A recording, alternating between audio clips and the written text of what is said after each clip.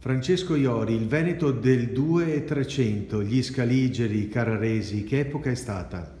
Diciamo che insieme a quella della Serenissima è stata sicuramente la stagione più prestigiosa, ancora prima direi, perché nel 200 c'è una breve ma intensa stagione di autonomie comunali, pensiamo a Padova che si dà degli statuti modernissimi, e poi ci sono queste signorie, Scaligeri a Verona e Carraresi a Padova, ma anche da Camino per esempio a Treviso, e sono dinastie che fanno la guerra, che hanno ambizioni di diventare delle potenze dominanti nel nord Italia, ma che credono e investono tantissimo nella cultura.